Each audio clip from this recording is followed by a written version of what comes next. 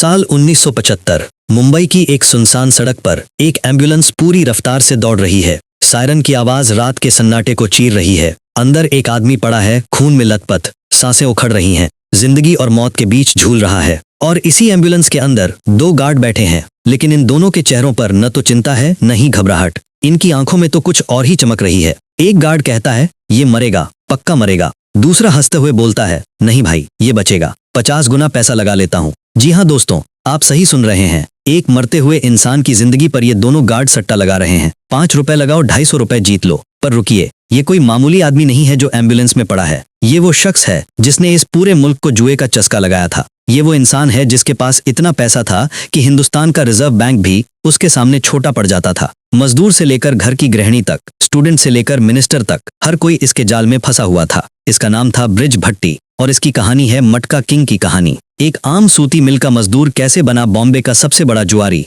कैसे खड़ा किया उसने गैम्बलिंग का ऐसा साम्राज्य जिसके आगे सरकार भी घुटने टेकने लगी, और फिर कैसे उसी साम्राज्य ने उसे खुद तबाह कर दिया। दोस्तों, आज की ये कहानी आपको हिलाकर रख देगी। धोखा है, प्यार है, दोस्ती है, गद्दारी है, और है एक ऐसा खेल जिसमें हर कोई हारा है। तो बने रहिए हमारे साथ, क्योंकि शुरू होने जा रही है मटका किंग की पूरी कहानी। और हाँ, अगर आपको ये एक्सप्लेनेशन पसंद आए तो चैनल को सब्सक्राइब करना मत भूलिएगा। चलिए कहानी शुरू करते हैं। बात है साल 1964 की। बॉम्बे शहर, जिसे उस वक्त सपनों का शहर कहा जाता था, पर सच कहूं तो ये शहर सपने दिखाता कम था और उन्हें तोड़ता ज्यादा था। यहाँ हर कोई दौड़ रहा था, पैसे के पीछे, इज्जत के पीछे, जिंदगी के पीछे। और इसी भीड़ में एक आदमी था, ब्रिज भट्टी। ब्रिज एक टूटी फूटी कॉलोनी में अपनी बीवी के साथ किराए पर रहता था। काम करता था एक कॉटन मिल में, यानी सूती कपड़े की मिल में। तनख्वाह इतनी कम थी कि महीने का अंत आते आते जेब खाली हो जाती थी। घर चलाना किसी जंग लड़ने जैसा था। एक सुबह ब्रिज काम पर जाने के लिए निकला। दरवाजे से बाहर कदम रखते ही सामना हुआ अपने मकान मालिक पोद्दार सेठ से। पोद्दार का चेहरा तमतमाया हुआ था। उसने चिल्लाकर कहा, ब्रिज, आज महीने की 11 तारीख हो गई है और तूने अभी तक किराया नहीं दिया। आज के आज किराया चाहिए, वरना सामान बाहर फेंक दूंगा। ब्रिज का चेहरा उतर गया। उसने धीमी आवाज में कहा, सेठ जी, दे दूंगा, बस थोड़ा वक्त चाहिए। पर पोद्दार के पास टालने का कोई बहाना नहीं चला, वो अड़ गया। तब ब्रिज ने एक दिमाग वाली चाल चली। उसने कहा, सेठ जी, सुना है आप मार्केट में 3 नए घर बनवा रहे हो, पर आपके पास तो पहले से ही 180 घर हैं, और उनकी हालत क्या है? छतें टपक रही हैं, बिजली के तार लटक रहे हैं, सीढ़ियां ऐसी हैं कि कोई भी गिरकर मर सकता है। अगर मैंने ये सब बातें नए किराएदारों को बता दी तो कोई भी आपका घर देखने तक नहीं आएगा। पोद्दार सेठ का चेहरा फीका पड़ गया। उसने तुरंत तेवर बदले और कहा, अच्छा ठीक है, 20 तारीख तक दे देना। दोस्तों, ये था 1964 का बॉम्बे। यहाँ कोई किसी को 1 इंच भी छूट नहीं देता था। यहाँ का नियम बड़ा सीधा था, या तो तुम किसी को धक्का देकर पानी में गिराओ या कोई तुम्हें गिरा देगा। यहाँ जीने के लिए हर मोर्चे पर मजबूत होना जरूरी था। अब जरा जमाने के बॉम्बे की कहानी समझिए।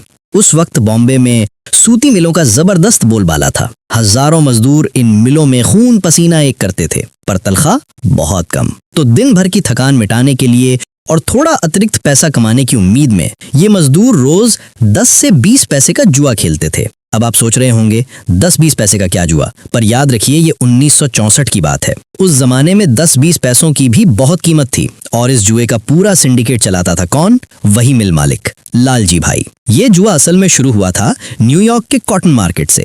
वहां कपास के दाम ऊपर नीचे होते और उसी पर बॉम्बे में सट्टा लगाया जाता। पर जब न्यूयॉर्क ने यह सट्टा बंद कर दिया तो लालजी भाई ने अपना एक नया सिस्टम बना लिया। नियम सीधा था, दिन भर में मजदूर अपनी मर्जी से एक ताश का नंबर चुनते और उस पर पैसे लगाते। शाम को ड्यूटी खत्म होते ही मैनेजर एक ताश उठाता और जिसका नंबर मैच हो जाता वो जीत जाता। और इस सिस्टम का मैनेजर कौन था? जी हाँ, हमारा हीरो ब्रिज भट्टी। मकान मालिक वाला झगड़ा निपटाकर ब्रिज मिल पहुंचा। उसने सीधा अकाउंटेंट से पूछा, मेरी तनख्वाह बढ़ी क्या? जवाब मिला, नहीं। ब्रिज का दिल बैठ गया। सोचो दोस्तों, पूरे 3 साल से उसकी तनख्वाह में 1 पैसा भी नहीं बढ़ा था। तभी उसकी नजर गई एक औरत पर। एक सभ्य सी दिखने वाली गृहिणी कांपते हाथों से डरी हुई सी जुए की जगह पर खड़ी थी। उसने 5 नंबर पर पूरे 50 रुपए का दांव लगा दिया। पूरी भीड़ सन्न रह गई। 50 रुपए उस जमाने में ये बहुत बड़ी रकम थी। ब्रिज को कुछ गड़बड़ लगी। उसने तुरंत बैटिंग बंद करवाई और लालजी भाई को इत्तला की कि ड्रॉ का टाइम हो गया है। पर लालजी भाई ने जवाब दिया, ड्रॉ तब होगा जब मैं चाहूंगा। वो अंदर गया, सारे रिकॉर्ड देखे और समझ गया कि सबसे ज्यादा पैसा 5 नंबर पर लगा है और सबसे कम 7 नंबर पर। उसने बाहर आकर ब्रिज को इशारा किया, कार्ड शफल करते वक्त 7 नंबर को विनर बनाना। ब्रिज के हाथ में तो 5 नंबर का कार्ड पहले से ही आ चुका था, पर मालिक का हुक्म था। मजबूरी में उसने 7 नंबर का कार्ड उठाकर उसे विजेता घोषित कर दिया और वो औरत जिसने 50 रुपए लगाए थे, उसका तो दिल ही बैठ गया। चक्कर खाकर जमीन पर गिर पड़ी। कुछ देर बाद ब्रिज उस औरत को पास के एक होटल में ले गया, एक गर्म चाय दी और नरम आवाज में पूछा, बहन जी, इतना बड़ा दांव क्यों लगाया आपने? औरत की आंखों से आंसू बहने लगे। सुबकते हुए बोली, भाई साहब, मेरे पति बहुत बीमार हैं, इलाज के लिए पैसे चाहिए, मेरे पास और कोई रास्ता नहीं था। ब्रिज का दिल पिघल गया। उसने कहा, बहन, ये जुआ अब ईमानदार नहीं रहा, सब लालजी भाई के कंट्रोल में है। और उसने अपनी जेब से कुछ पैसे निकालकर उस औरत को दे दिए। फिर कहा, प्रॉमिस करो अब कभी जुए के आसपास भी नहीं आओगी। औरत ने रोते हुए कहा, भाई साहब, मैं ये कर्ज जरूर चुकाऊंगी,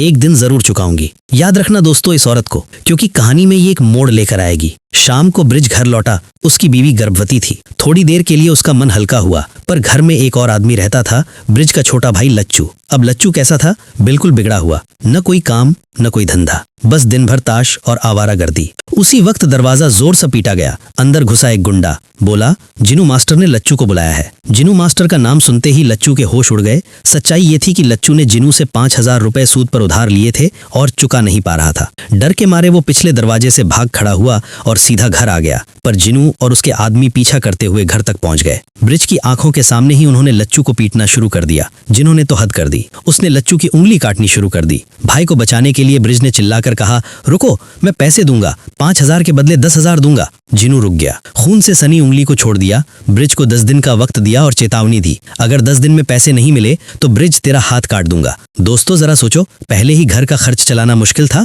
और अब 10,000 का बोझ, वो भी सिर्फ 10 दिनों में। ब्रिज का सिर चकरा गया। फिर भी उसने लच्चू को हॉस्पिटल ले जाकर उंगली पर पट्टी बंधवाई और मन ही मन लच्चू पर बहुत गुस्सा भी आया। ये बेवकूफ रातों रात अमीर बनने के चक्कर में स्टॉक मार्केट में पैसे लगाकर सब डुबा चुका था। अगले दिन ब्रिज मिल पहुंचा। लालजी भाई से मिन्नतें की, साहब, बीवी बीमार है, पैसे चाहिए। लालजी भाई का जवाब, एक जोरदार डांट, काम पर ध्यान है नहीं, बस पैसा पैसा करते हो, चलो हटो यहाँ से। ब्रिज खाली हाथ लौट आया। अब पैसे आए तो आए कहाँ से? जुए में खेलने से भी फायदा नहीं, क्योंकि रिजल्ट तो लालजी भाई खुद कंट्रोल करता है। 3 दिन यूं ही बीत गए। अब सिर्फ 7 दिन बचे थे। ब्रिज ने सोचा, एक आखिरी बार लालजी भाई से रिक्वेस्ट करता हूँ। उस दिन हॉर्स रेस थी, बड़ी बड़ी बाजियां लगने वाली थी। लालजी भाई वहां मौजूद था। ब्रिज भी पहुंच गया, पर अंदर घुसना इतना आसान कहाँ था। गार्ड्स ने उसे रोका, यहाँ सिर्फ अमीर लोग आते हैं, तू कहाँ घुसा आ रहा है? किसी तरह ब्रिज अंदर घुसा। उसकी नजर पड़ी एक नंबर के घोड़े पर। उसे देखकर उसने समझ लिया कि इस घोड़े को खास ट्रेनिंग दी गई है, पर वो क्या करे, उसके पास तो बाजी लगाने के पैसे भी नहीं थे। दूर से उसने लालजी भाई को आवाज दी,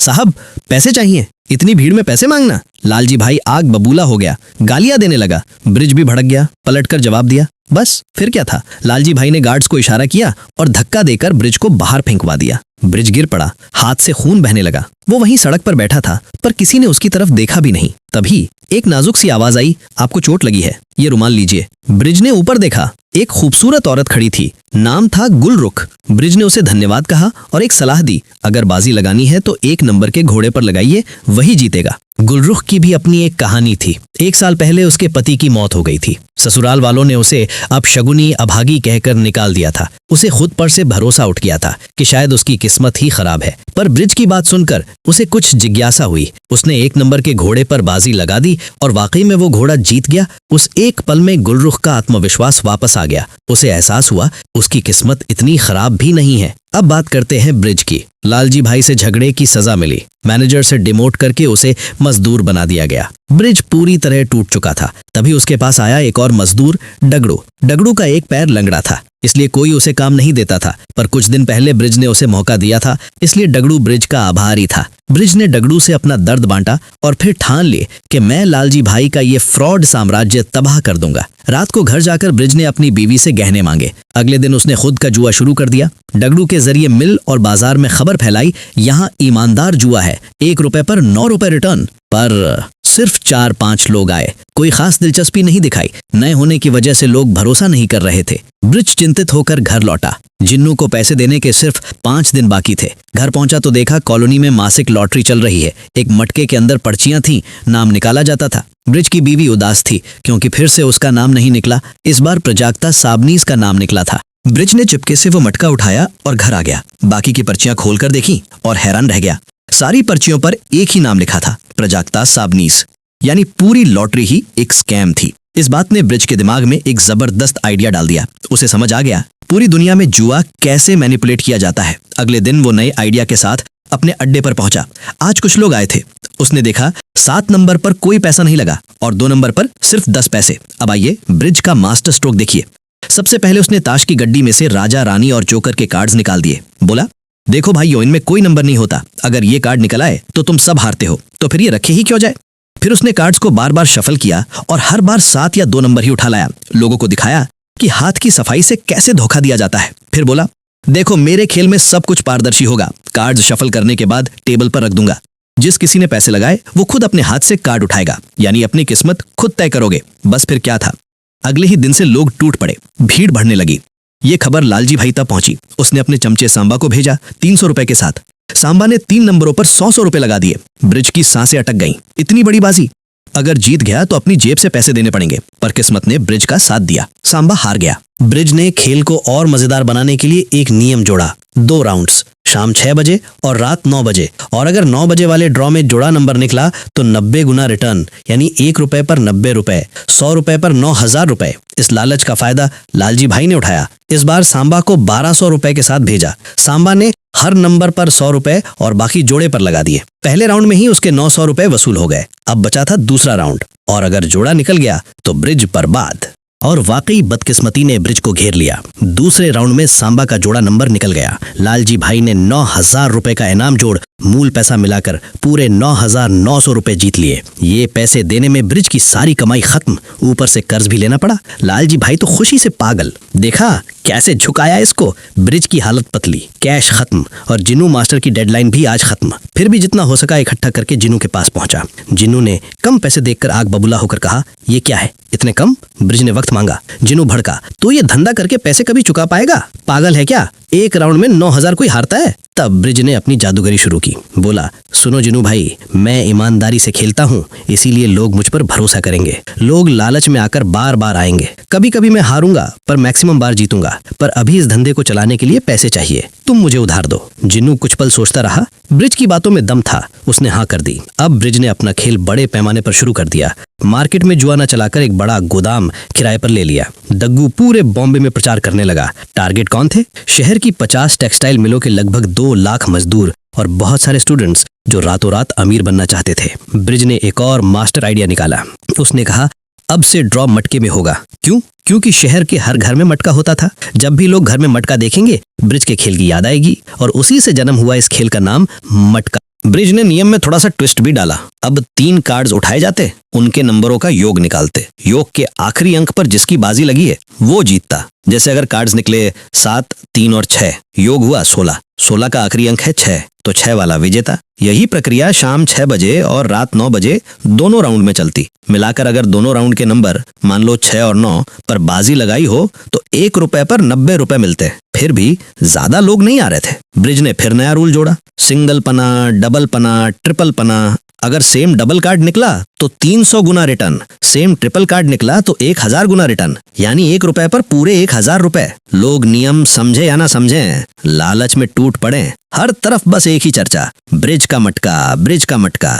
देखते ही देखते ब्रिज का धंधा आसमान छूने लगा। टेलीफोन मैलीफोन लगाकर उसने पूरे बॉम्बे को अपने जाल में फंसा लिया। एक दिन गुलरुख गोदाम के सामने से गुजर रही थी। उसने ब्रिज को देखा, रुकी, नीचे उतरी। उसने धन्यवाद कहा। उस दिन आपने 1 नंबर के घोड़े की टिप दी थी, कमीशन लेंगे? ब्रिज ने मना कर दिया, पर गुलरुख इस नए गेम में दिलचस्पी लेने लगी। उसने 500 रुपए की बाजी लगा दी। थोड़ी देर बाद दूसरे राउंड का ड्रॉ हुआ। कार्ड्स निकले 3, 6 और 8। योग हुआ 17, यानी विजेता नंबर 7। पर जनता को नियम कहाँ पता। सबने देखा आखिरी कार्ड 8 का तो मान लिया 8 जीता। भीड़ ने हंगामा शुरू कर दिया, हम जीते, हम जीते। चीख पुकार, मारपीट। गुलरुख ये सब देखकर हंस रही थी, उसे मजा आ रहा था। जब असली विजेता को पैसे देने की बारी आई तो ब्रिज के पास 4000 रुपए कम पड़ गए। गुलरुख आगे आई, मैं देती हूँ। ब्रिज संकोच करने लगा, पर गुलरुख ने दोस्ती का हाथ बढ़ाया। ब्रिज ने हामी भर दी, और इसी हंगामे में वहां मौजूद था एक पत्रकार, टीपी डिसूजा। डिसूजा के मन में जुए के लिए नफरत कूट कूट कर भरी थी, क्योंकि जुए की लत ने उसके छोटे भाई की जिंदगी तबाह कर दी थी। डिसूजा ने अपने अखबार के बॉस को फोन किया। सर, एक बड़ी स्टोरी है, मटका गैम्बलिंग शहर में तबाही मचा रहा है। बॉस ने झड़क दिया, ये कोई स्टोरी नहीं है, छोड़ दे। पर डिसूजा हार मानने वाला नहीं था। उसने अपने एक दोस्त के अखबार में वो स्टोरी छपवा दी और नतीजा, रातों रात ब्रिज भट्टी का नाम पूरे हिंदुस्तान में फैल गया। मटका गैम्बलिंग का प्रचार अब घर घर में होने लगा। ब्रिज की तरक्की देखकर लालजी भाई जल भुन लिया। उसने सांबा को 8,000 रुपए के साथ भेजा। उसमें से 4,000 सिंगल पना पर, जीते तो 6 लाख रुपए, और 4,000 ट्रिपल पना पर, जीते तो पूरे 40 लाख रुपए। अगर ये बाजी जीत गई तो ब्रिज का सफाया तय। जिस आदमी के पास 40,000 देने की कुव्वत नहीं, वो 40 लाख कहां से देगा। ब्रिज ने रिस्क बांटने के लिए कई लोगों को फोन किया। 50-50 पार्टनरशिप कर लो, जीते तो 7 जीते, हारे तो 7 हारे। पर कोई राजी नहीं हुआ। आखिर में ब्रिज ने जिन्नू मास्टर को फोन किया। जिन्नू तैयार हो गया और इस बार किस्मत ने ब्रिज का साथ दिया। लालजी भाई बुरी तरह हार गया। रात हो चुकी थी। ब्रिज और डगड़ू उस दिन की कमाई लेकर घर लौट रहे थे। तभी अंधेरे से निकले कुछ गुंडे। उन्होंने हमला बोल दिया। उस रात ब्रिज की जान चली जाती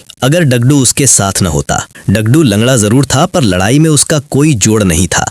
अकेले ही उसने सारे गुंडों को पीट पीट कर भगा दिया। ब्रिज ने उस रात डगडू का एहसान समझा। अगले दिन गुलरुख ने ब्रिज को अपनी पार्टी में बुलाया। मकसद था एलीट क्लास यानी शहर के बड़े लोगों से ब्रिज की पहचान करवाना, ताकि मटका गेम उनके बीच भी पहुंचे। ब्रिज पार्टी में पहुंचा जरूर, पर थोड़ी देर में ही असहज हो गया। वो बड़े लोगों के तौर तरीकों से वाकिफ नहीं था। बिना कुछ बताए, बिना गुलरुख को कहे, वो चुपचाप पार्टी से निकल गया। पर गुलरुख नाराज नहीं हुई। उसने अकेले ही पार्टी में मटका गेम की ब्रीफिंग दी। लोगों ने दिलचस्पी से खेला। भारी मुनाफा हुआ। अगली सुबह गुलरुख गोदाम पहुंची। देखा ब्रिज वहीं सो रहा था। उसने रात की कमाई ब्रिज को सौंप दी। इतना पैसा देखकर ब्रिज के होश उड़ गए। एक ही रात में इतना? बस फिर क्या था। ब्रिज के दिमाग में एक नया प्लान आया। उसने गुलरुख से कहा, आज से स्ट्रीट लेवल का मटका मैं संभालूंगा और एलीट क्लास का तुम। हम दोनों पार्टनर हैं। गुलरुख तो पहले से ही तैयार थी। उसने हाँ कह दी। ब्रिज अब सिर्फ बॉम्बे तक सीमित नहीं रहना चाहता था। उसने गेम को और मजेदार बनाने के लिए नए नए रूल्स जोड़े और अगले 2 साल में मटका गैम्बलिंग पूरे देश में फैल गई। हर शहर, हर राज्य में मटका का नाम गूंजने लगा। ब्रिज के पास पैसों का पहाड़ जमा होने लगा, पर उसके दुश्मन भी सो नहीं रहे थे। पत्रकार टीपी डिसूजा अब मंत्री की प्रेस ब्रीफिंग में पहुंच गया। उसने सीधा सवाल दाग दिया, साहब, इस मटका गैम्बलिंग के बारे में सरकार क्या कर रही है? मंत्री के चेहरे का रंग उड़ गया। उसने कुछ नहीं बताया, पर बाद में डिसूजा को अकेले में बुलाया। इसके बारे में सब कुछ बताओ। डिसूजा ने सब कुछ उगल दिया, यहाँ तक कि ये भी कि ब्रिज रोजाना कम से कम 1 लाख रुपए कमा रहा है। मंत्री के मुंह में लाल टपकने लगी। 1 लाख रोज? यानी मेरे चुनाव के लिए फंडिंग का इंतजाम हो गया। उसने अपने असिस्टेंट को भेजा, मटका का अड्डा पिता करो, और मन ही मन एक प्लान बनाया, खुद का मटका खोलूंगा। इस मंत्री का नाम था प्रताप राव, याद रखिए इसे। इसी बीच ब्रिज की बीवी बरखा कॉलोनी में रोज ताने सुनती थी। जुआरी की बीवी। बरखा टूट जाती थी। एक दिन वो बहुत रो पड़ी। ब्रिज ने उस दिन एक ऐतिहासिक फैसला लिया। बीवी का हाथ पकड़ा, बोला, चलो आज तुम्हें दिखाता हूँ कि हम कौन हैं। पहले एक शानदार कार खरीदी, फिर दोनों पहुंचे हॉर्स रेस के मैदान पर। वही मैदान जहाँ कुछ साल पहले गार्ड्स ने उसे धक्के मार मार कर निकाला था, पर आज वही गार्ड्स उसे सलाम ठोक रहे थे। ब्रिज सीधा वीआईपी गैलरी में बैठा। बीवी को कहा, देखो आज 3 नंबर का घोड़ा जीतेगा। और वाकई वही हुआ। ब्रिज ने बरखा को समझाया, तुम अब एलीट क्लास की हो, तुम्हें अपना स्टेटस मेंटेन करना है, किसी की बातों को अहमियत मत दो। शान से दोनों घर लौटे। कॉलोनी वाले तो उनकी नई गाड़ी, नए कपड़े देखकर हक्के बक्के रह गए। पर इसी बीच एक खतरनाक मोड़ आया। ब्रिज का छोटा भाई लच्चू कॉलेज में एक लड़की से प्यार करने लगा। नाम था वसुधा। पर बाद में पता चला वसुधा और कोई नहीं, लालजी भाई की बेटी थी। लालजी भाई ने यह मौका पकड़ लिया। लच्चू से मिलकर उसका ब्रेन वॉश शुरू किया। लच्चू बेटा, ब्रिज ने तुझे अपना नौकर बना रखा है, तू तो आजाद होना चाहिए। अगर तू मटका के रिजल्ट में हेर फेर करके मेरी मदद करे तो मैं तेरी वसुधा से शादी करवा दूंगा, वरना भूल जा उसे। लच्चू लालच में फंस गया। धीरे धीरे उसने मटका से पैसे चुराने शुरू कर दिए। पर डगडू का हिसाब किताब बहुत पक्का था। उसने देखा लगभग 3300 रुपए कम हैं। लच्चू की बनाई स्लिप से अमाउंट मैच नहीं कर रहा था। ब्रिज समझ गया ये काम लच्चू का है। दोस्तों, तो ये थी मटका किंग की पहली 3 एपिसोड की कहानी। ब्रिज भट्टी अब बॉम्बे का शहंशाह बन चुका था, पर कहानी अभी बाकी है। आगे आप देखेंगे कैसे लच्चू ब्रिज के खिलाफ खड़ा हो जाएगा, कैसे मंत्री प्रताप राव ब्रिज को नेस्तनाबूद करने की साजिश रचेगा, और कैसे ब्रिज अपनी चतुराई से हर मुसीबत से निकलेगा। जब लच्चू घर लौटा तो ब्रिज आग बबूला था। उसने लच्चू को जोरदार फटकार लगाई। पर यहाँ एक बात समझने वाली है दोस्तों,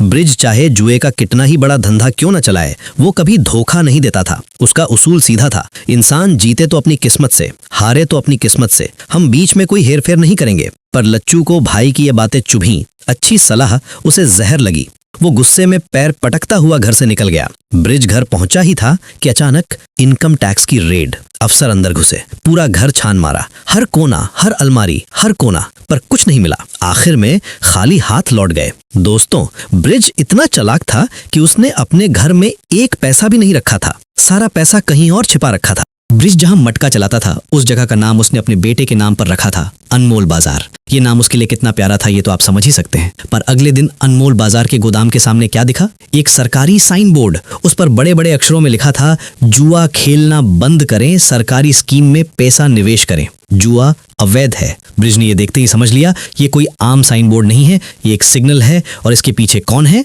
वही मंत्री प्रताप राव। ब्रिज ने लच्चू को साथ लिया और सीधा पहुंचा मंत्री के पास। मंत्री का रवैया बहुत रूखा था। अकड़ में कहा, अपना ये सारा धंधा बंद कर दो वरना अंजाम बुरा होगा। ब्रिज ने मुस्कुराकर जवाब दिया, साहब आपने तो शराब की दुकानों को भी लीगल कर दिया है, वैसे ही मटका को भी लीगल कर दीजिए, टैक्स लगा दीजिए, मैं ईमानदारी से टैक्स दूंगा। मंत्री सन्न रह गया। ये आदमी कितना चालाक है, पर वो अपनी इज्जत भी नहीं गंवाना चाहता था। ब्रिज की बातें उसके अहंकार पर चोट कर गईं। उसने ठान लिया इस ब्रिज को निस्तनाबूद करना है। पहला वार किया टेलीफोन पर।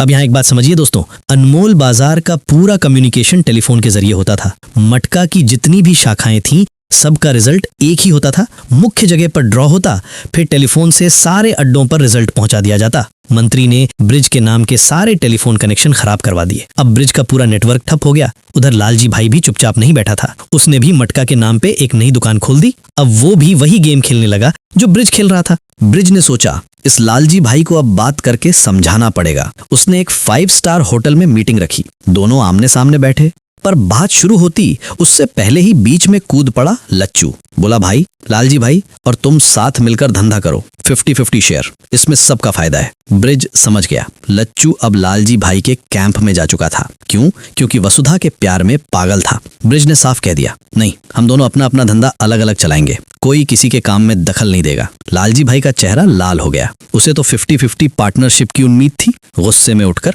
चला गया। मीटिंग के बाद ब्रिज ने होटल के टेलीफोन से गुलरुख को फोन किया और चौंक गया। आवाज इतनी साफ थी, इतनी क्रिस्टल क्लियर कि जैसे सामने बैठकर बात कर रहा हो। ब्रिज ने रिसेप्शन पर जाकर पूछा, ये आवाज इतनी साफ कैसे? रिसेप्शनिस्ट ने बताया, सर शहर के कुछ क्लब्स और 5 स्टार होटल्स के पास प्राइवेट एक्सचेंज होता है, इसीलिए हमें एक्स्ट्रा फैसिलिटी मिलती है। ब्रिज का दिमाग बिजली की तरह चला। यही है मेरा नया हथियार। उसने डगडू को बुलाया। डगडू, किसी भी 5 स्टार होटल के प्राइवेट एक्सचेंज का एक्सेस निकालो। डगडू निकल पड़ा। एक होटल की टेलीफोन ऑपरेटर से दोस्ती जमाई। नाम था सुलभा। सुलभा से दोस्ती क्या, धीरे धीरे प्यार भी हो गया और डगडू ने उसी के जरिए मटका के रिजल्ट पास करवाने का इंतजाम कर लिया। पर याद रखिए दोस्तों इस सुलभा को, क्योंकि आगे चलकर इसकी एक दर्दनाक कहानी बनेगी। अब ब्रिज ने एक और बड़ा प्लान बनाया। उसने सोचा, अगर मंत्री प्रताप राव मुझे तंग कर रहा है तो मैं इसकी कुर्सी ही हिला दूंगा। तभी खबर मिली कि ब्रिज का बचपन का दोस्त अंतुले अगले चुनाव में प्रताप राव के खिलाफ खड़ा होना चाहता है। ब्रिज ने अंतुले से हाथ मिला लिया। और यहाँ एक और चालाकी देखिए, उस जमाने में सरकार ने जुआ रोकने के लिए सरकारी लॉटरी सिस्टम शुरू किया था। विजेताओं को चेक दिया जाता था और चेक भुनाने पर टैक्स देना पड़ता था। ब्रिज के आदमी ये काम करते थे। जो भी सरकारी लॉटरी जीतता उसके पास पहुंच जाते, कहते, हम तुम्हें पूरी रकम देते हैं कैश में, बिना टैक्स के, बस ये चेक हमें दे दो। विजेता खुश, बिना टैक्स के पूरा पैसा मिल गया। फिर वो चेक ब्रिज के आदमी बैंक में जाके टैक्स देकर भुना लेते। इस तरीके से ब्रिज ने अपना सारा काला पैसा सफेद कर लिया और उसी पैसे से अंतुले के चुनाव की फंडिंग की। ऊपर से जो भी मटका खेलता था उन सब ने ब्रिज के कहने पर अंतुले को वोट दिया। नतीजा, अगले चुनाव में अंतुले जीत गया और प्रताप राव की कुर्सी उड़ गई। दोस्तों सोचिए, एक अकेला आदमी अपनी मेहनत से एक मिनिस्टर को गद्दी से उतार देता है। यही था ब्रिज भट्टी का असली पावर। पर घर की समस्या का क्या? अपने भाई लच्चू को तो वो सुधार नहीं पा रहा था। एक बार लच्चू को एक दुकान संभालने की जिम्मेदारी दी गई। उसने एक विजेता के पैसे मार लिए। बेचारा विजेता पैसे मांगने आया तो लच्चू ने उसके साथ बदतमीजी भी कर दी। वो आदमी सीधा पुलिस के पास गया। पुलिस ने लच्चू को उठा लिया। ब्रिज को खबर मिली। वो गया लच्चू से मिलने, पर छुड़ाने नहीं। बोला, जब तक तू अपनी गलती नहीं मानेगा मैं तुझे नहीं छुड़ाऊंगा, क्योंकि मेरे धंधे में धोखा बर्दाश्त नहीं है। ये मौका था लालजी भाई के लिए, सुनहरा मौका। वो सीधा थाने गया, लच्चू को छुड़वाया, अपने पाले में खींच लिया। अब लच्चू पूरी तरह से लालजी भाई का हथियार बन चुका था, ब्रिज को तबाह करने का हथियार। खबर जब ब्रिज तक पहुंची कि लालजी भाई लच्चू को ले गया तो उसका दिल टूट गया। अपना सगा भाई दुश्मन के साथ पर ब्रिज ने खुद को संभाला, आंसू पी लिए। अगले दिन ब्रिज घर पर था, बेटे अनमोल के साथ खेल रहा था। तभी गोदाम से फोन आया, साहब 5, 7 और 9 नंबर के ट्रिपल पना पर 1000 रुपए की बेट पड़ी है, अगर ये उड़ गई तो 10 लाख रुपए का डैमेज है। ब्रिज ने फोन रखा, उठने लगा ड्रॉ के लिए, पर अनमोल ने बाप का हाथ पकड़ लिया, जिद की, पापा आज मत जाओ, मेरे साथ खेलो। ब्रिज रुक गया। अपनी बेटे की आंखों में उसे कुछ ऐसा दिखा जो पैसों से भी कीमती था। उसने फैसला कर लिया, आज मैं घर पर ही ड्रॉ करूंगा। कार्ड्स उठाए और क्या हुआ, ट्रिपल पना उठ गया। यानी जिसने 1000 रुपए लगाए थे वो 10 लाख रुपए जीत गया। अब यहाँ एक बहुत बड़ी बात है दोस्तों, ब्रिज चाहता तो क्या कर सकता था, फोन पर झूठा नंबर बता सकता था, 10 लाख रुपए बच जाते, किसी को पता भी नहीं चलता। पर ब्रिज ने ऐसा नहीं किया, उसने सही नंबर बताया। क्यों? क्योंकि उसका उसूल था, मटका में बेईमानी नहीं। अगले दिन जब उस विजेता को पूरे 10 लाख रुपए अदा किए गए तो पूरा बॉम्बे ब्रिज की ईमानदारी का कायल हो गया। एक जुआरी जो इतना ईमानदार है। उधर लालजी भाई का धंधा लच्चू के हाथों में था। लच्चू अपने अनुभव और चालाकी के दम पर लालजी भाई को अच्छा कमा कर दे रहा था, पर साथ साथ वो ब्रिज के खिलाफ साजिश भी रच रहा। एक दिन अनमोल बाजार में पुलिस की रेड पड़ी। डगडू किसी तरह भाग निकला, सीधा ब्रिज के घर पहुंचा, पर पुलिस भी पीछे पीछे पहुंच गई। ब्रिज ने दरवाजे पर खड़े होकर साफ कहा, वारंट दिखाओ, वारंट के बिना मेरा घर सर्च नहीं कर सकते। पुलिस के पास वारंट नहीं था, मजबूरन लौट गई। इसी बीच एक नई कहानी शुरू हुई अखबार के दफ्तर में। टीपी डिसूजा अब भी मटका के खिलाफ स्टोरीज कर रहा था। एक दिन उसके चीफ एडिटर ने कहीं फोन करने की कोशिश की, पर टेलीफोन लाइन लगातार बिजी थी। डिसूजा ने मौका पकड़ा, एडिटर को समझाया, सर रात 9 बजे से 12 बजे तक इन लाइनों का क्या हाल होता है पता है? ब्रिज का मटका रिजल्ट इन्हीं लाइनों से पास होता है। अगर किसी को फायर ब्रिगेड को भी फोन करना हो तो नहीं लग सकता, घर जल जाए पर लाइन नहीं मिलेगी। एडिटर चौंका, ये बात तो गंभीर है। उसने डिसूजा को परमिशन दी, लिखो स्टोरी, पूरा भंडा फोड़ करो। और एक बार फिर मटका गैम्बलिंग लाइमलाइट में आ गई। इसी बीच एक और कहानी पक रही थी, ब्रिज और गुलरुख की। काम के साथ साथ उनके बीच एक गहरा रिश्ता बन गया था, प्यार का रिश्ता। और ये बात एक दिन बरखा को भी पता चल गई। पर बरखा ने क्या किया? चीखी, चिल्लाई नहीं, बेटे अनमोल के चेहरे को देखा और सब कुछ चुपचाप सह गई। दोस्तों, एक माँ का दिल कितना बड़ा होता है ये उस दिन पता चला। पर घर की शांति यहीं तक थी। ब्रिज के धंधे का असर उसके बेटे पर भी पड़ने लगा। सड़क पर लोग अनमोल को पकड़कर पूछते, बेटा ओपनिंग नंबर क्या है, क्लोजिंग नंबर क्या है?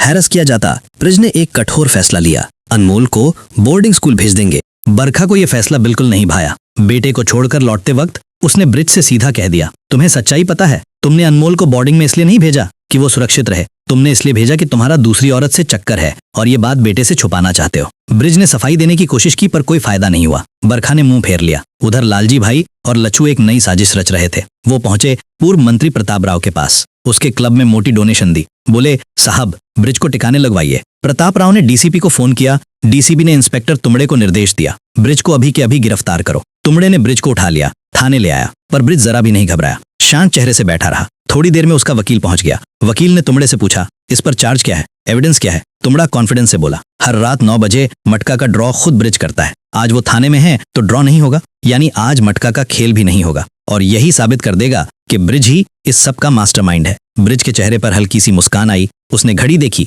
9 बजने में अभी आधा घंटा बाकी था। ब्रिज रिलैक्स रहा। थोड़ी देर बाद पानी मांगा। एक गार्ड ने ब्रिज और वकील दोनों को पानी दिया। जब ब्रिज पानी पीने लगा तो उसने वकील को आंख से इशारा किया। फिर दोनों ने मिलकर गार्ड की तरफ देखा। बस वकील समझ गया, उठा, बोला, मेरा यहाँ अब कोई काम नहीं है। अगर ड्रॉ हुआ तो ब्रिज निर्दोष है, अगर नहीं हुआ तो जेल तो होगी ही, कहकर चला गया। रात 9 बजे पूरे शहर के टेलीफोन सर्वर बिजी हो गए, यानी ड्रॉ हुआ। ओपनिंग नंबर निकले 5, 6, 7। वकील ने बाहर से डगडू को फोन किया, नंबर बता दिया और ड्रॉ हो जाने की खबर पूरे शहर में फैल गई। तुमड़े के पास कोई चारा नहीं बचा, ब्रिज को छोड़ना पड़ा। बाहर निकलते वक्त ब्रिज ने उस गार्ड को धन्यवाद कहा। क्या? गार्ड को धन्यवाद? क्यों? अब सुनिए असली बात। उस गार्ड का बैज नंबर था 567। वही नंबर ब्रिज ने वकील को आंख से इशारे में दिखाया था और वकील ने वही नंबर डगडू तक पहुंचाकर ओपनिंग रिजल्ट के तौर पर सेट करवाया था। दोस्तों, ये था ब्रिज भट्टी का दिमाग। थाने के अंदर बैठकर हथकड़ियों में भी वो अपना खेल खेल गया। देखते देखते 2-3 साल और बीत गए। अब वक्त था 1971 का। अखबारों में अब भी ब्रिज के खिलाफ खबरें छप रही थीं। ब्रिज भट्टी ने देश का सबसे बड़ा जुआ सिंडिकेट खड़ा कर दिया है, देश की अर्थव्यवस्था को तबाह कर रहा है, जनता के सपनों को पूंजी बनाकर पावरफुल हो रहा है। पर ब्रिज को कोई फर्क नहीं पड़ता था। वो अपना काम शांति से करता जा रहा था। अब मटका का रिजल्ट जनता तक पहुंचाने के लिए ब्रिज ने एक और जीनियस ट्रिक निकाली। वो अखबारों में फर्जी विज्ञापन छपवाता। इन विज्ञापनों में चालाकी से पिछली रात का विजेता नंबर छुपा होता। कोई भी मटका खेलने वाला आदमी विज्ञापन देखकर समझ जाता, कल का रिजल्ट ये था, और गेम पर भरोसा बढ़ता जाता। ये ट्रिक डिसूजा ने पकड़ ली, पर वो बेचारा क्या करे। डीसीपी मंत्री सब ब्रिज के सामने घुटने टेक चुके थे। उधर ब्रिज और बरखा का रिश्ता दिन ब दिन खराब होता जा रहा था, पर बरखा भी कम नहीं थी। उसने अपनी हिम्मत से ग्रेजुएशन पूरा किया, फिर नौकरी की तलाश में निकली। एक इंटरव्यू दिया, क्वालिफिकेशन अच्छी थी, पर रिजेक्ट कर दी गई। क्यों? क्योंकि वो ब्रिज भट्टी की बीवी थी। हम जुआरी की बीवी को नौकरी नहीं देंगे। बरखा टूट गई।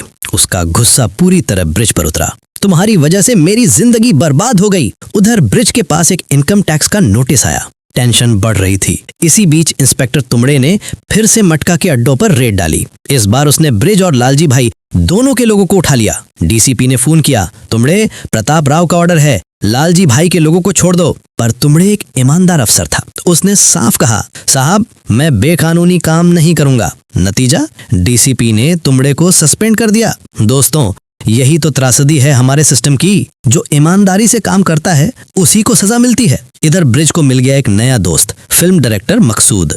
मकसूद ने ब्रिज को सलाह दी, भाई सिनेमा में पैसे लगाओ, तुम्हारा पैसा भी बढ़ेगा, नाम भी होगा। ब्रिज मान गया, फिल्मों में प्रोड्यूसिंग शुरू कर दी। पर इसी बीच एक और खबर आई जो ब्रिज के दिल को चीर गई। लच्चू की सगाई हो गई थी वसुधा के साथ और शादी की तारीख भी तय हो चुकी थी। और ब्रिज को कुछ पता ही नहीं था। अपना सगा भाई और उसकी शादी की खबर तक नहीं। ब्रिज का दिल दुखा, पर उसने अपना अभिमान परे रख दिया।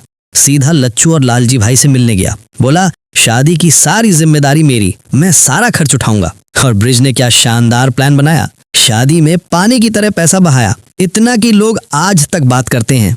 यहाँ तक कि उसने सोचा लच्चू की शादी के लिए इंटरनेशनल स्टेडियम किराए पर लूंगा, पर स्टेडियम अथॉरिटी ने साफ मना कर दिया। उस दिन इंडिया बनाम पाकिस्तान का हाई वोल्टेज मैच है, स्टेडियम खाली नहीं है। ब्रिज फिर भी अड़ा रहा। तब एक आदमी ने धीरे से कहा, ब्रिज भाई, अगर आप हमें अगले कुछ मटका गेम्स का रिजल्ट बता दें तो हम स्टेडियम आपके लिए खाली कर देंगे। ब्रिज का जवाब, आंखों में आग। उसने कहा, सुनो भाई, मेरी जान चाहिए तो ले लो, पर मटका के साथ बेईमानी नहीं करूंगा। और स्टेडियम से निकल गया। पर अब ब्रिज को जिद चढ़ गई। उसने क्या किया जानते हैं? वेदर डिपार्टमेंट से कांटेक्ट किया, उनसे बारिश का पूर्वानुमान छपवाया और इंडिया पाकिस्तान के मैच का वेन्यू ही चेंज करवा दिया। बस फिर क्या था, स्टेडियम खाली। ब्रिज ने वही स्टेडियम अपने भाई की शादी के लिए किराए पर ले लिया। दोस्तों सोचिए जरा, ये आदमी कितना पावरफुल था। इंटरनेशनल क्रिकेट मैच का वेन्यू बदलवा देता है सिर्फ अपने भाई की शादी के लिए। पर इसी बीच एक दर्दनाक घटना घटी। याद है आपको सुलभा, वही टेलीफोन ऑपरेटर जो होटल के सर्वर से मटका का रिजल्ट पास करती थी। सुलभा इतने दिनों से ये काम कर रही थी।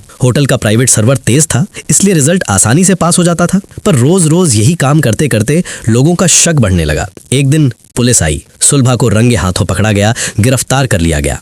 डगलू को खबर मिलते ही वो वकील को लेकर थाने पहुंचा, पर वकील ने कागजात देखकर सिर हिलाया। भाई, आज जमानत नहीं हो सकती, केस स्ट्रांग है।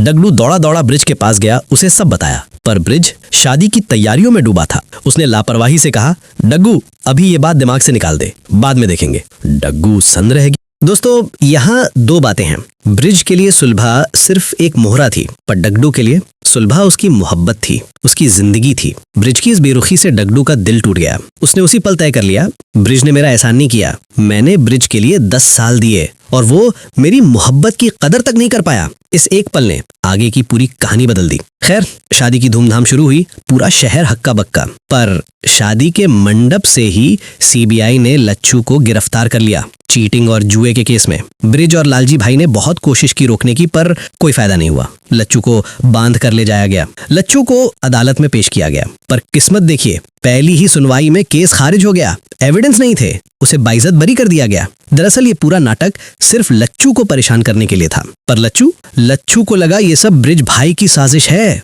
मेरी शादी बर्बाद करने के लिए उन्होंने ही ये सब करवाया। अगले दिन ब्रिज ने बरखा को साथ लिया, सीधा लालजी भाई के घर पहुंचा। लच्छू के सामने हाथ जोड़े, बोला, माफ कर दे भाई, मैंने तेरे साथ गलत किया। पर लच्छू का दिल काला हो चुका था। उसने सख्ती से कहा, भाई साहब, अगर आपको सच में मेरा इतना ख्याल है तो एक काम कीजिए, मेरा एक जानकार है, बहुत बड़ा मालदार आदमी, फिलहाल दुबई में है, पर कुछ महीनों में लौटेगा। अगर वो हमारे धंधे में पैसा लगाए तो हम आसमान छू लेंगे। लालजी भाई ने बात आगे बढ़ाई, ब्रिज, प्रशासन मेरी जेब में है, तू, मैं और ये नया पार्टनर तीनों मिलकर पूरे हिंदुस्तान का जुआ चलाएंगे। ब्रिज ने उस वक्त कुछ नहीं कहा। कुछ महीने बीते। अब 1973 का जमाना था। लालजी भाई और लच्छू ब्रिज को मिलवाने ले गए उस शख्स से। नाम था दारब अहमद। दारब ने ब्रिज को ऑफर दिया, भाई क्रिकेट पर बेट लगाने का धंधा शुरू करो। आने वाले वक्त में क्रिकेट बैटिंग दुनिया पर राज करेगी। अगर आज इसमें घुस गए तो हम अरबों कमाएंगे। शर्त क्या थी? सारा निवेश मैं करूंगा, तुम बस खेल चलाओ, 50-50 कमीशन। लच्चू और लालजी भाई तो खुशी से उछल पड़े, कितना शानदार ऑफर। पर ब्रिज ने साफ मना कर दिया।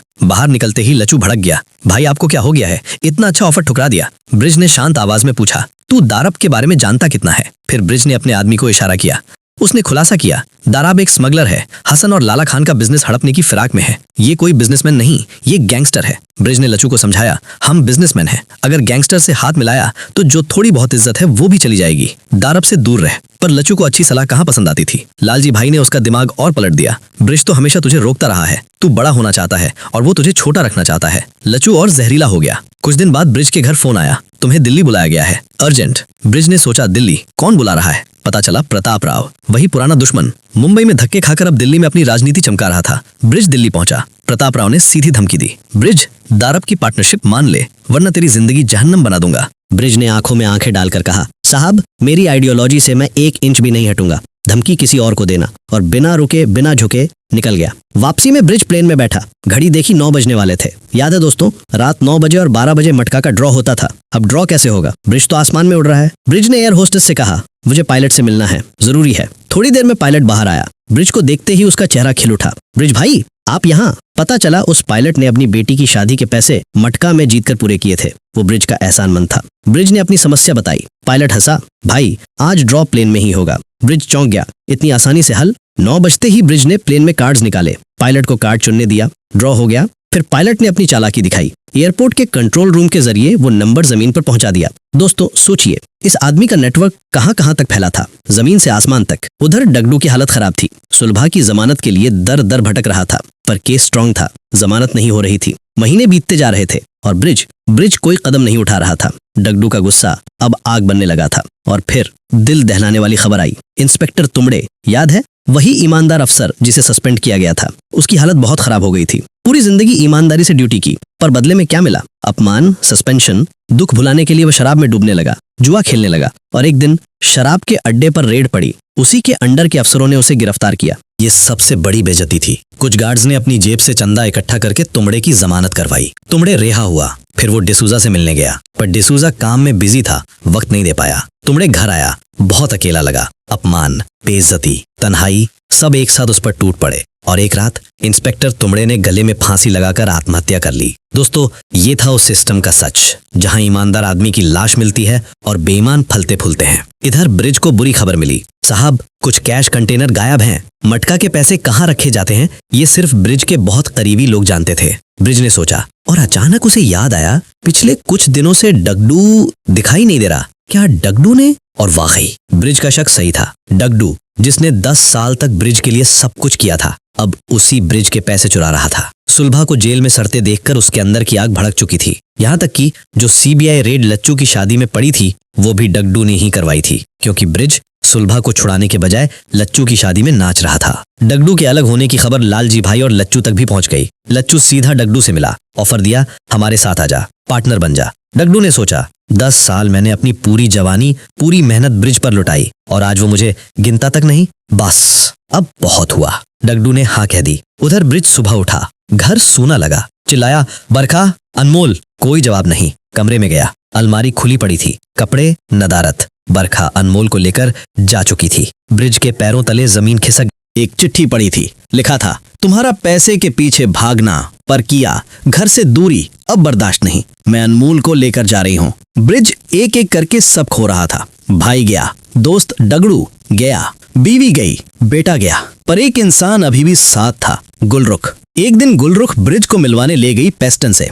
पेस्टन बॉम्बे की सबसे बड़ी textile mill, Bombay concern textile mill का मालिक था। पेस्टन ने सीधे बात रखी, ब्रिज टेक्सटाइल में अब पैसा नहीं बचा, मैं मिल बंद करूंगा, उसकी जगह होटल, ऑफिस बिल्डिंग्स और रेजिडेंशियल टावर्स बनाऊंगा। ब्रिज ने हैरानी से पूछा, तुम मिल के हजारों मजदूर, उनका क्या होगा? पेस्टन ने लापरवाही से कहा, मजदूरों के बारे में मैं नहीं सोचता, पर झगड़ा यह है कि उन्होंने विरोध प्रदर्शन शुरू कर दिया है और चूंकि मजदूर तुम्हें बहुत मानते हैं, तुम उन्हें समझा दो, विरोध बंद करवा दो, बदले में तुम्हें इस प्रोजेक्ट में शेयर होल्डर बनाऊंगा। ब्रिज सोच में पड़ गया, मटका का असली बिजनेस किसकी वजह से चल रहा है? इन्हीं मजदूरों की वजह से। अगर वो इनका साथ छोड़ देगा उसका जमीर उसे कभी माफ नहीं करेगा। ब्रिज ने मना कर दिया। ये बात गुलरुख को भी अच्छी नहीं लगी। वो चाहती थी ब्रिज डील मान ले। अब गुलरुख भी धीरे धीरे ब्रिज से दूर जाने लगी। दोस्तों देखिए जिंदगी का खेल, जो उसूलों पर अड़ा रहता है उसे दुनिया अकेला कर देती है। उसी रात डगड़ू कुछ लोगों के साथ ब्रिज के टांके के बैरल चुरा रहा था। तभी ब्रिज के गुंडों ने उसे पकड़ लिया। भागते भागते डगड़ू सीधा ब्रिज के सामने आ खड़ा हुआ।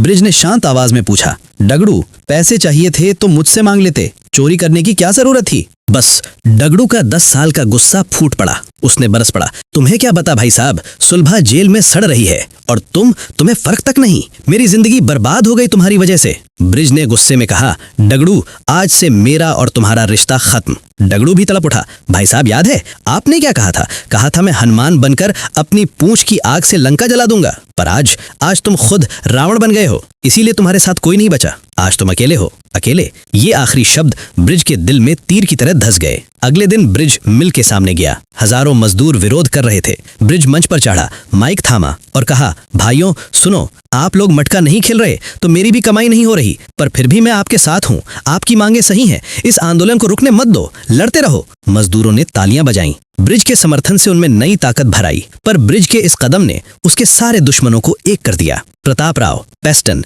लच्चू, लालजी भाई सब एक मेज पर बैठे साजिश रचने। लालजी भाई बोला, अगर ऐसे ही चला तो दारा आपको कहकर ब्रिज को खत्म करवा दूंगा। पर प्रताप राव का दिमाग और गहरा था। उसने अखबार के एडिटर को फोन किया। बोला, एक खबर छापो, ब्रिज ने इंस्पेक्टर तुमड़े को आत्महत्या के लिए मजबूर किया। एडिटर ने डिसूजा को बुलाया, ये खबर लिखो। डिसूजा तो सच जानता था, तुमड़े ने ब्रिज की वजह से नहीं, सिस्टम की वजह से आत्महत्या की थी। पर एडिटर ने मजबूर किया। डिसूजा ने आर्टिकल लिखा, पर अपनी जमीर की आवाज सुनते हुए उसने उसमें ब्रिज के अलावा लालजी भाई, प्रताप राव और पूरे सिंडिकेट के नाम भी शामिल कर दिए। पर एडिटर ने छापने से पहले सिर्फ ब्रिज का नाम छोड़कर बाकी सब काट दिए। डिसूजा गुस्से से तड़प गया। वो जानता था ब्रिज कोई फरिश्ता नहीं है, जुआरी है, पर फिर भी ये न्याय नहीं है। डिसूजा ने ब्रिज को गुप्त रूप से फोन किया, ब्रिज सुनो, सरकार ने इमरजेंसी जारी कर दी है, पुलिस को गोली मारने की परमिशन मिल गई है, तुम उनकी टारगेट लिस्ट में हो, संभल जाओ। ब्रिज बेचैन हो उठा। कुछ भी हो, वो अपने परिवार के साथ एक आखिरी पल बिताना चाहता था। वो बरखा के पास गया। बोला, मैं मकसूद की फिल्म का प्रोड्यूसर हूँ, आज प्रीमियर शो है, चलोगी? बरखा ने जरूर हामी भर दी। दोनों पहुंचे प्रीमियर पर। वहां मकसूद ने स्टेज पर आकर फिल्म के कास्ट, क्रू, प्रोड्यूसर्स सबका परिचय कराया, सबको सम्मान दिया, पर ब्रिज को मंच पर नहीं बुलाया। दोस्तों ये सबसे बड़ी बेइज्जती थी। पूरी ऑडियंस के सामने, अपनी बीवी के सामने। ब्रिज की आंखें भर आईं। बरखा उठी, बिना एक शब्द कहे अकेली चली गई। ब्रिज वहीं बैठा रहा, टूटा हुआ, हारा हुआ। रात को ब्रिज अपनी कार से लौट रहा था। रास्ता सुनसान, अंधेरा। तभी सामने से गाड़ियां, दाराब के आदमी, गोलियां, ताबड़तोड़ गोलियां। ब्रिज के ड्राइवर ने फुर्ती दिखाई, गाड़ी मोड़ी। ब्रिज किसी तरह बच गया, पर उसके एक आदमी के कंधे पर गोली लग गई। ब्रिज ने पनाह ली रुक्मिनी के तोशक कारखाने में।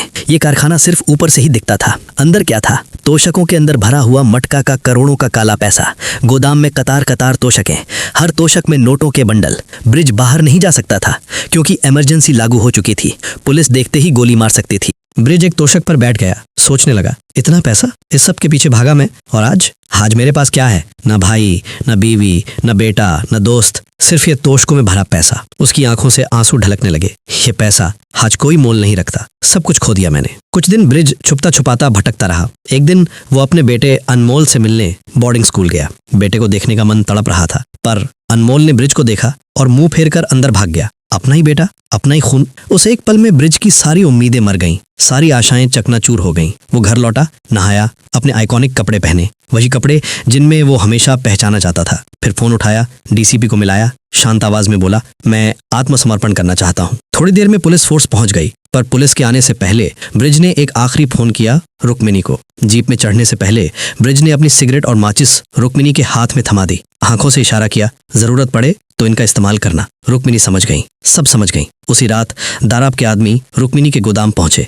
उन्हें पता था ब्रिज का सारा पैसा यही है, पर रुक्मिनी ने ब्रिज का इशारा याद किया। उसने माचिस जलाई और पूरे गोदाम में आग लगा दी। करोड़ों रुपए, नोटों के पहाड़, सब खाक। ब्रिज का उसूल साफ था, अगर ये पैसा मेरे काम का नहीं तो किसी के भी काम का नहीं। उधर ब्रिज को जेल ले जाया जा रहा था, पर जेल में पहले से ही हत्यारे तैनात थे। एक ने ब्रिज पर गोली चलाई, पर किस्मत से गोली मिस फायर हो गई। पुलिस ने उस हत्यारे को काबू कर लिया, पर दूसरे ने सीधी गोली ब्रिज बुरी तरह जख्मी हो गया और यहीं से शुरू होती है हमारी कहानी का वो सीन जिसे हमने शुरुआत में देखा था। खून में लथपथ ब्रिज को एम्बुलेंस में डाला गया। सायरन बजते हुए अस्पताल की तरफ रवाना हुई और एम्बुलेंस के अंदर वही दो गार्ड बेशर्मी से ब्रिज की जिंदगी और मौत पर सट्टा लगा रहे थे। ये मरेगा, ये बचेगा। पर दोस्तों, ब्रिज भट्टी इतनी आसानी से मरने वाला आदमी नहीं था। वो मटका किंग था, लंबी रेस का घोड़ा। बेहोशी में भी ब्रिज ने हाथ हिलाया जैसे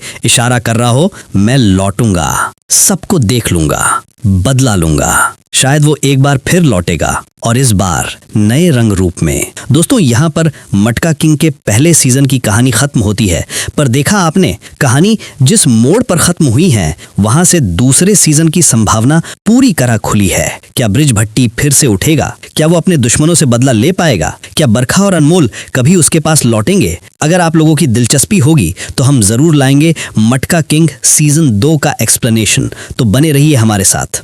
दोस्तों, ये कहानी सिर्फ मनोरंजन के लिए है, पर इस कहानी से एक बहुत बड़ा सबक भी मिलता है। जुआ, चाहे वो मटका हो, हॉर्स रेस हो, क्रिकेट बैटिंग हो या आज के जमाने का ऑनलाइन कसीनो हो, ये सब एक ही चीज हैं, जहर।